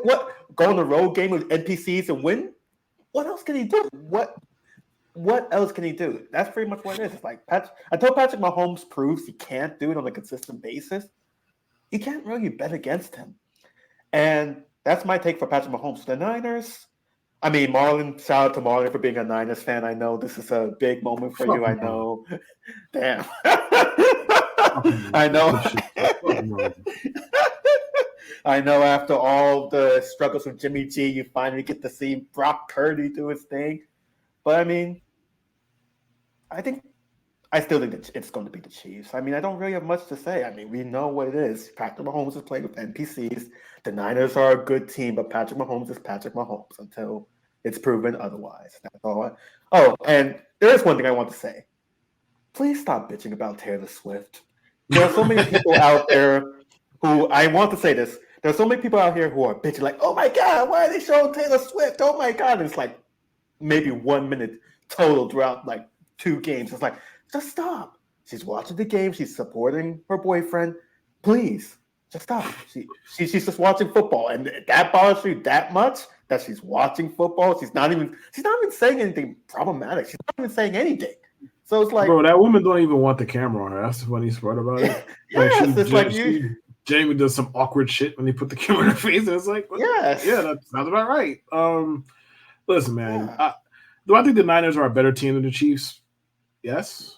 I think that there are matchups on both sides that the other can exploit. Like the Chiefs' run defense has been a problem all year. Now, are they willing to pay extra? Are they willing to pay extra resources to stop the run? And then if they do that, how does Brock Purdy in the pass catcher respond? There's a nice game of like Kyle Shanahan versus Steve Spagnuolo is probably the best matchup of this weekend. This weekend. Yeah, it's probably the best matchup of this weekend. Like Steve Spags is probably the only legitimate guy where we could say playoff Spag is about a fucking defensive coordinator. Like he's legitimately the only one. He's been really good for a long time in high leverage spots. So that should be a fun matchup.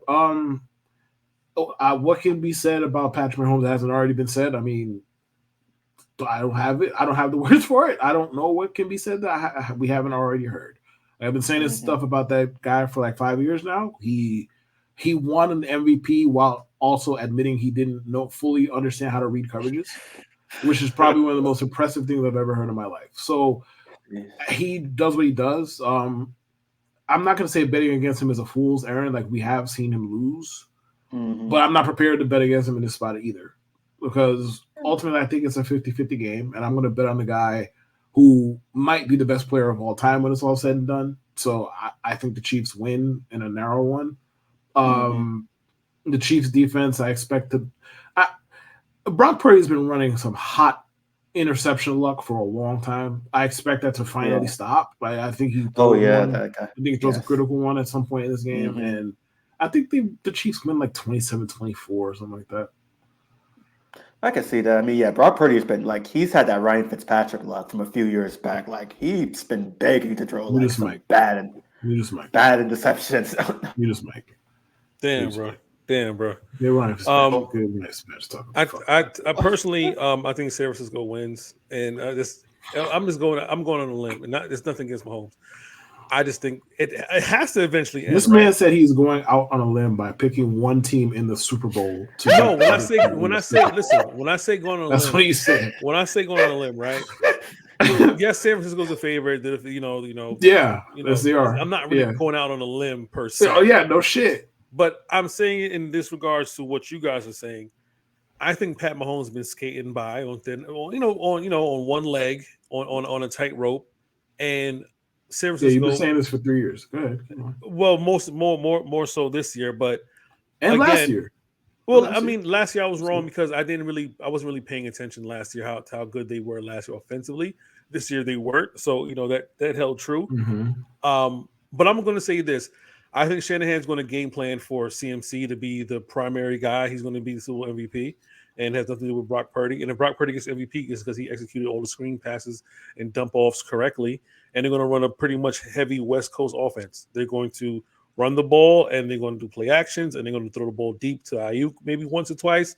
But they're not going to put him in a position to lose that game. And I'm going to say that because the Niners have lost in the Super Bowl in the weirdest ways. One being the blackout versus the Ravens, which was unexpected, but also unexpected to us. Might not have been unexpected to the powers that be. Right, they flipped that switch. But I think parity still kind of reigns true in the NFL, and Mahomes is going to have a super elite performance as well as Kelsey for them to win this game. It's not going to be 2017. It's not going to be a grind out game. I think it's going to be San Francisco is going to take their best shot early and try to put at least 14 on the board and dare Kansas City's defense to slow them down. And if they don't, it's going to get ugly sooner than later.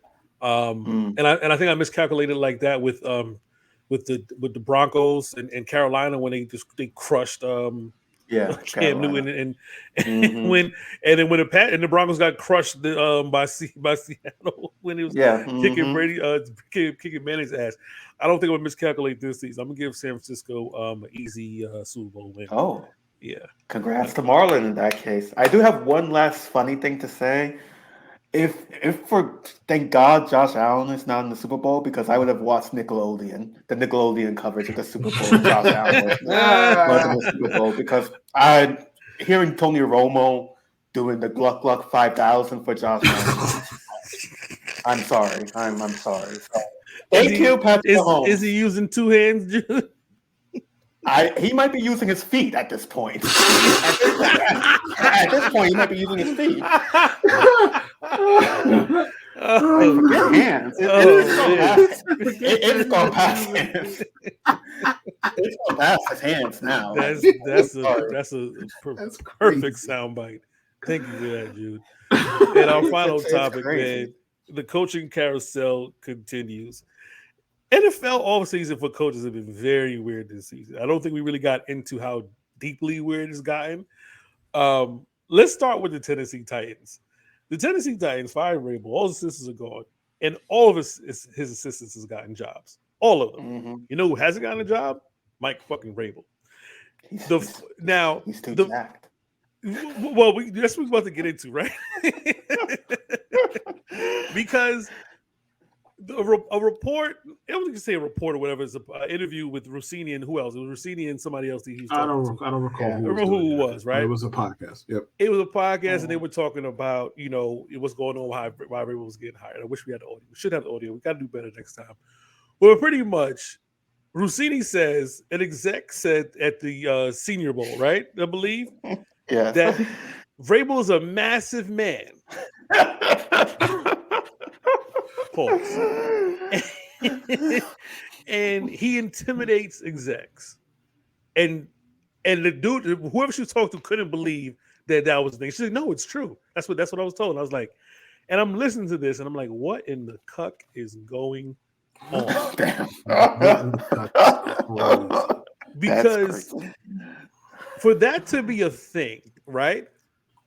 Like a realistic thing, we'd have to really look back at all the coaches who were former players, all the players who wanted to go negotiate and get better contracts. And you mean to tell me Mike Vrabel is so massive and so huge? Pause. That an exec, because can't even get this out. This bro, so crazy. Just repeating it like, yo, he's so what does that mean? What does that mean? Like Vrabel walks into the GM's office and rips the door off the hinges and I want a quarterback. Like what the fuck? Like what the fuck is what are we talking about? Vrabel was in Tennessee for what, 5 seasons? They had a brand new GM. He didn't intimidate him because he fired his ass. Clearly, right? Like that's the crazy thing about this is like people know he was a football player, right? He's not going to become super skinny once he stops playing football. He's probably going to stay in shape, lift weights, and he's going to look like a football player still. People are like shocked. Listen. Like they must be intimidated. Like Antonio Pierce comes in, or like I don't know. I'm trying to think of other form. Like it's crazy. Listen, man. Dan Campbell's bigger than that dude just got hired. Ain't nobody trying to hear this, bro. Like all they're doing, Mike Vrabel is a darling in media and general public circles. So all they're trying to do is explain away why he didn't get a fucking job. Because if we want to go there, Eric Bieniemy, who we're going to bring up soon, has been looking for a head coaching job for 12 years, and we don't get these. You get the blanket he didn't interview well, which can mean any fucking thing, really. Yeah. You get that. You don't get nothing else. The minute Mike Vrabel's a free agent coaching hire, we watch like 6 different teams hire coaches. None of them hired him, and now it's he's too big. He's too massive. Like, could it be that he's a massive asshole? That could be that could be what's at play here. That probably is more likely than wow, he's swole. Brother, he played in the NFL like 15 years ago. Like, what did you expect? They knew what his size was. They knew what his size was when they fucking hired him the first time. Right. And he has 5 years since. And now we're doing he walks in the room and he's just big. Like what? Right. Like he's just swole. He's massive and it's intimidating. Right. Again, Dan Campbell just got a fucking job. Right. So Antonio Pierce got a job. Like, granted, he ain't 6'4", but he's swole as shit. He played what, outside linebacker? He's like he played middle linebacker. Middle linebacker. He's big. He's a large gentleman. Right. So this whole Vrabel not getting a job, like she's talking about, she got that from a GM, and it's like I think that part's cap. Like I think she got that directly from Mike Vrabel. Explain why you didn't get a job, right? We saw like 4 different unproven guys get jobs. We saw unproven black head coaches get jobs. Yes. So Mike Vrabel damn sure got to explain why couldn't I get one. Right. And granted, it says a lot about Mike Vrabel. He couldn't come up with something better than that. Right. I think his execs are intimidated by me. I think they're intimidated by me. Like, that's why you interviewed poorly, and they all were like, no thanks, but no thanks. Bye. Right. Like that's why even with your great resume, because I've been beaten over the head with that shit for weeks. Right. Like that one your new GM is going to last a lifetime. Yeah, your new GM seen what, 1 season, 2 seasons, and you said that's enough. We're done. That's enough. Right. Like it wasn't like right. And the new GM wanted to sell off their old ancient pieces last offseason. The Murray was like, no, I think I could win. Then they won 6 games. So you tell me. Right.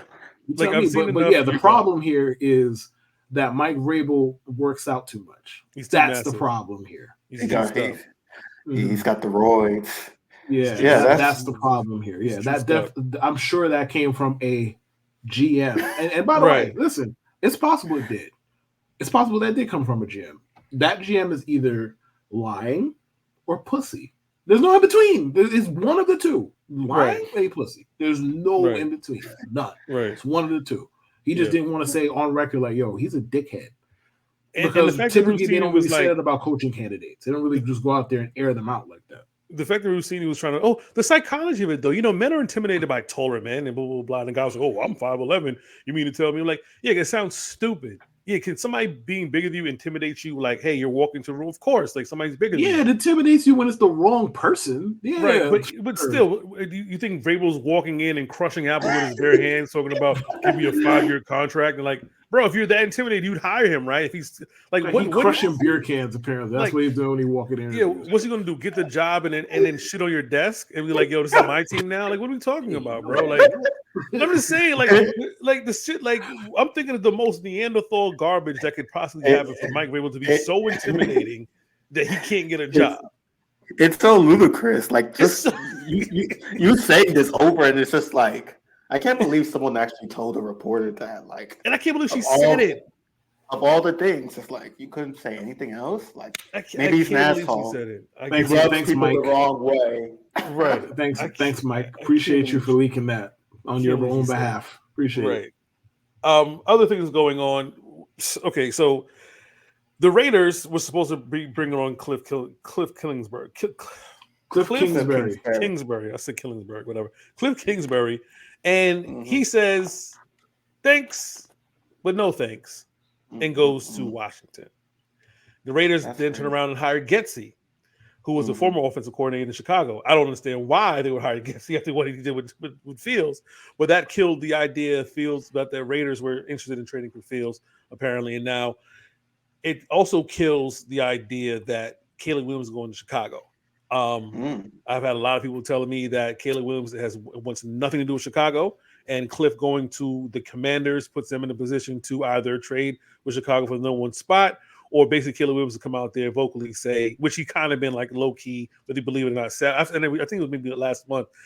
He did say from before that if he doesn't like the team that has the number one overall pick, he's not going to want to go. And it seems like if this is starting to ring true. Kev, do you think the Cliff move was an intentional move to sabotage this whole thing and have a shot to, coach him offensively in Washington? No. Also, like, correct me if I'm wrong here, but the Commanders are a joke, no? Like, what do we like? You don't want to go to the Bears. Understood.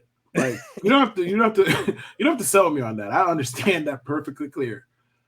Brother, the alternative here, at least in this specific argument, is the Commanders. So, like, and by the way, like, if you look at Caleb's tape, a lot of that shit is just him running around making shit happen.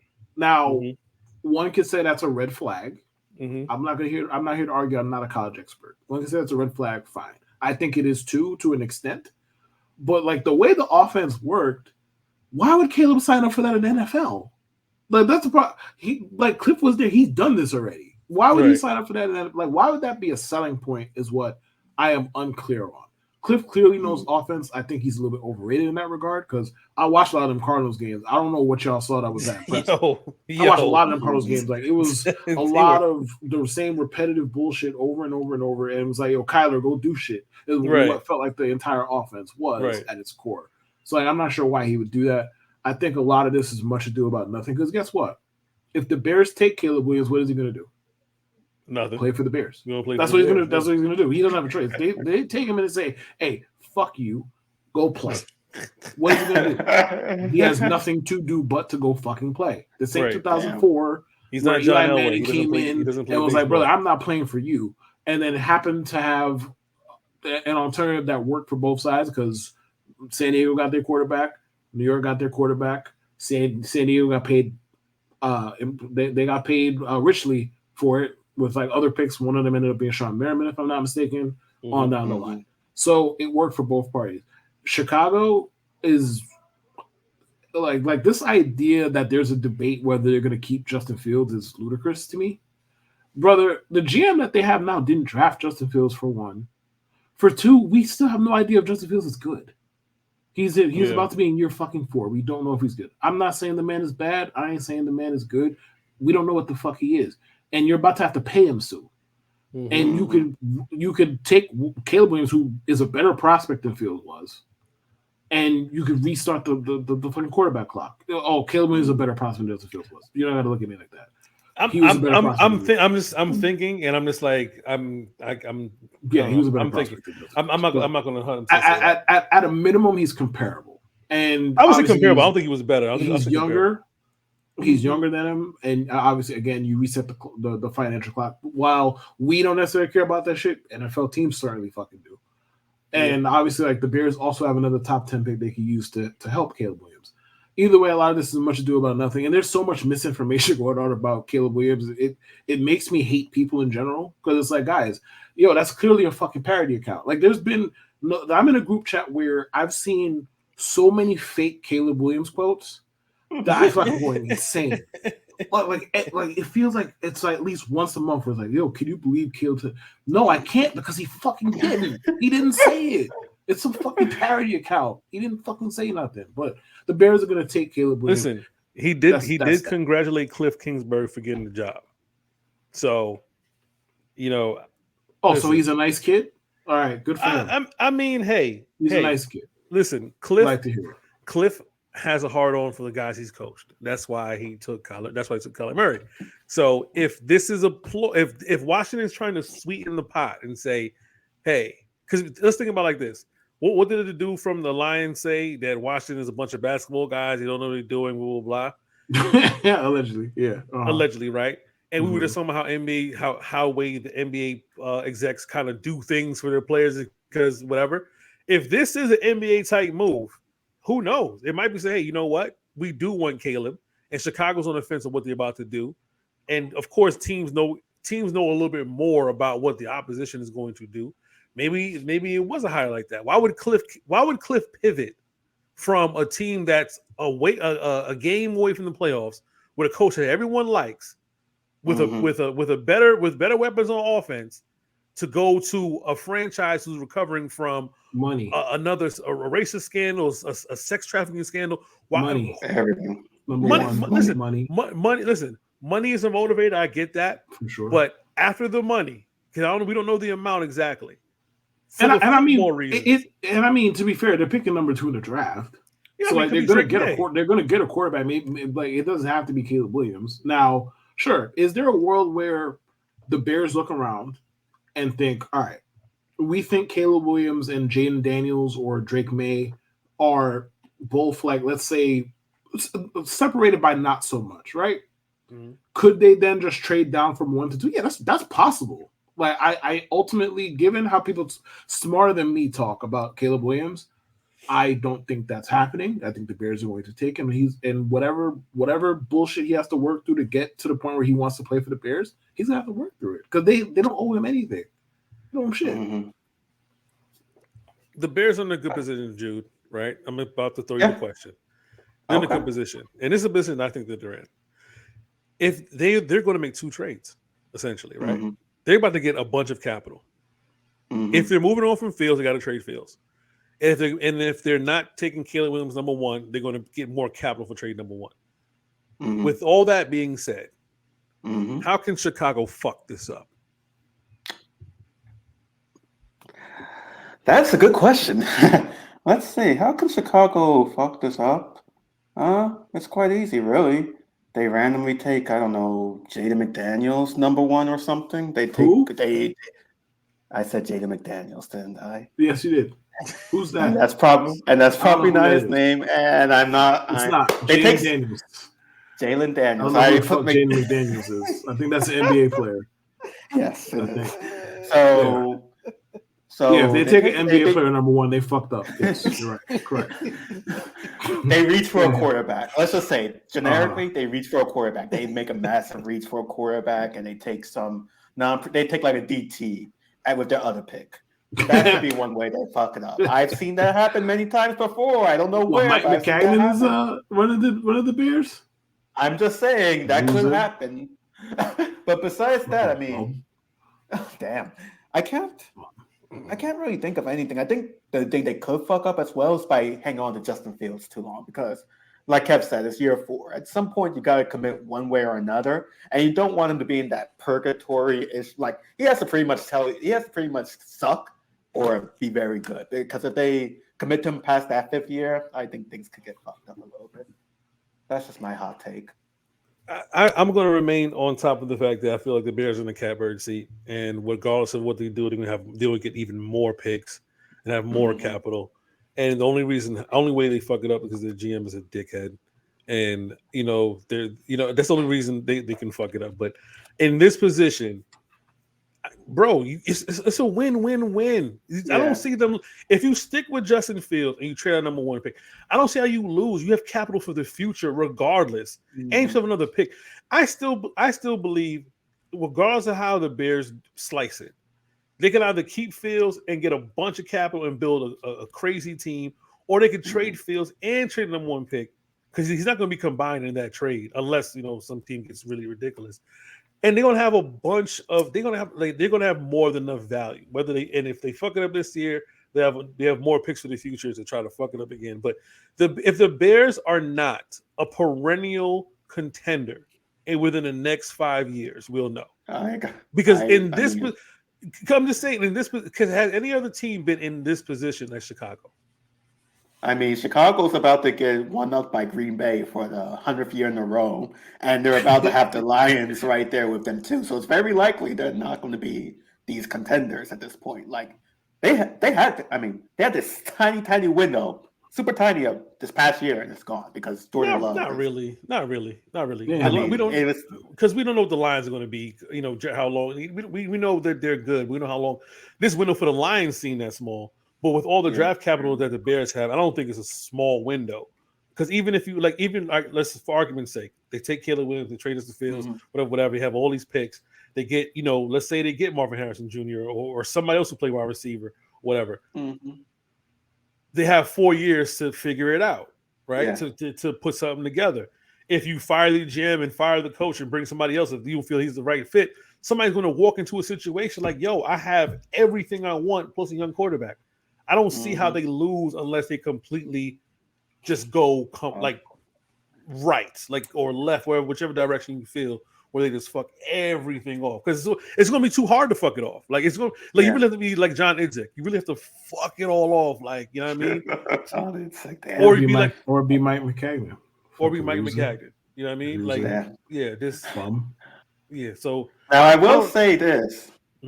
I'm going to divert the topic a little bit because I'm shocked you haven't mentioned this tragedy that's happened in the coaching cycle. But let me get my meat ready. Go ahead.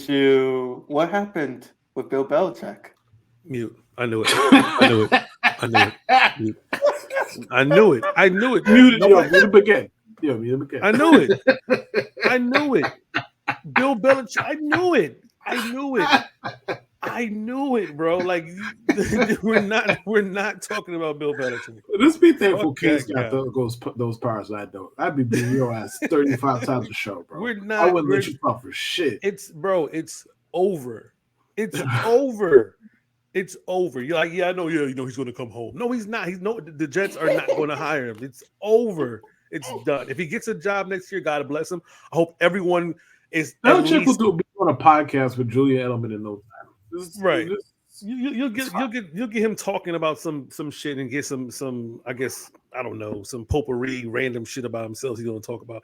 No one wants Bill Belichick to coach anymore. He's done. Bill wants to coach because he wants the all-time record. Some team is going to be dumb enough to say, all right, Bill, come on, and we're gonna hire you. And it might be the Jets, bro. You never know. Come home. I'll say it might be the Jets. I'll say this much. Because somebody asked me a question about the Jets coaching in front office, and this is not a secret. If the Jets don't make the playoffs this year, everyone is gone. So if you want Bill Belichick, Jude, if you want him here, be the hater, the feet sweat, the man-on-man dreamer you are, and root against everything Jets. And just understand, if I gotta sit here all year and hear about how this is part of this is part of a bigger plan, I'm not gonna be on the show, dog. Like, I'm flat out telling you this from now. If I gotta hear it's a part of a bigger plan, come home. I'm not gonna be on the show, dog. I'm not gonna sit here and listen to that shit every fucking week. Like, I really want to talk about the Jets as the fuck is. You think I want to hear about Bill? But if they lose, we're 6 losses closer to Bill Belichick coming from Mr. Winning his aphrodisiac. I'm not gonna be on the show. I'm not gonna be here. Word to Magic Johnson. I'm not gonna be here. I'm not gonna be here. Nope. I'm not gonna sit here and listen to that shit. Nope. Nobody wants to hear that. But do you know what people love to hear? It's the moment you've all been waiting for. Pull up a seat and get off your feet for Jude's Grooves. Yes, sir. It's the groovy one. Jude, you are in for a treat.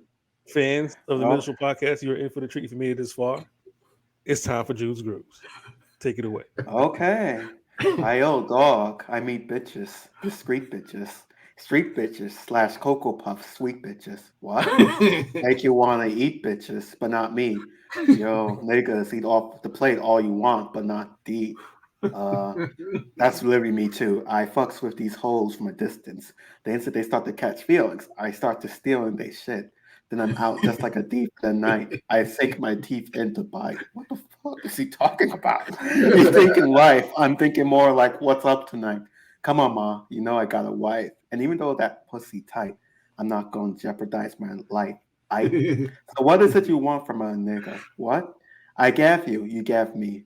Bitch. Gave, I bro? Gave? What? Gave, bro? What? Sorry. Gave? What the Gave you. fuck was What the fuck? I gave you. You gave me. Bitch. I blazed you. You blazed me. Come on. Nothing more, nothing less. But you at my door willing to confess that it's the best you've ever tested. All right. No, Ite. Better than all the rest. I'm like, Ite, girlfriend, hold up. I gave you what you gave me. Ooh, a nut. Tell me.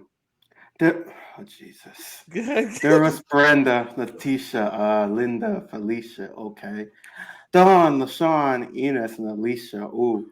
Teresa, Monica, Sharon, Nikki. Lisa, Veronica, Karen, Vicky. Damn. Cookie, well, I met her in an ice cream parlor. Right. Tonya, Diane, Lori, and Carla. Okay. Marina, Selena, Katrina, Sabrina, about 3 Kims. What? Latoya and Tina. Ooh. Shelly, Bridget, Kathy, Rashida. Kelly, Nicole, Angel, Juanita? Damn. Stacy, Tracy, Rana and Rhonda. What? Donna, Yolanda. What? Taiwana and Wanda. What? We're all treated fairly, but yet and still, bitches on some other shit. Now that I'm fucking with Drew Hill. Come on. But I'm gonna keep it real. What? What the fuck you want from a nigga? What the fuck you want from a nigga? Yeah. What these bitches want from a nigga? What you want? What these bitches want from a nigga? Really want? What these bitches want from a nigga? Yeah. Baby, I keep you up on it. Yeah. Bling blinging all that jewelry, girl. I brought it. What these bitches want from a nigga? I.O. Tell me what you want from me. Baby, tell me what you want from me. So what you want? Is this your Mets? Yes, bro. He said his name in the fucking song. Yo, why are you reading the ad-libs?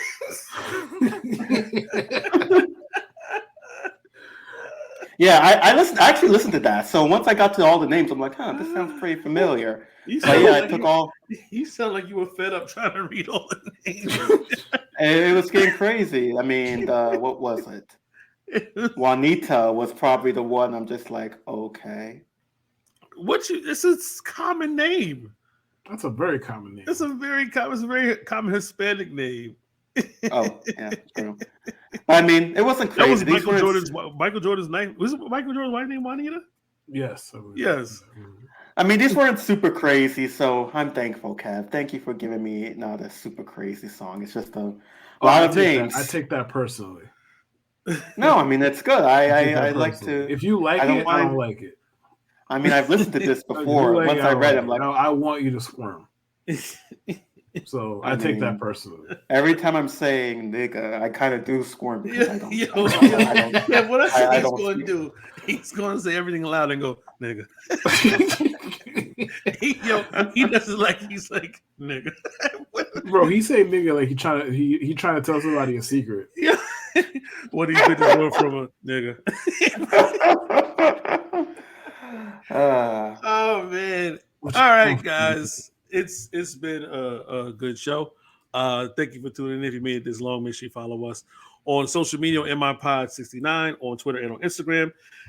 TikTok has some new rules, but still follow us on TikTok. They're copyright striking a lot of music, so don't look for music on our posts anymore because they're copyrighting everything. So middle_initial_pod on TikTok. Make sure you follow Kevin Lewis at KLEW24 and listen to the podcast, The Only Two Teams That Matter, on the Underdog Fantasy Network with Coley, Mick, and of course, follow the groovy one, Jude Truth at Jude Truth.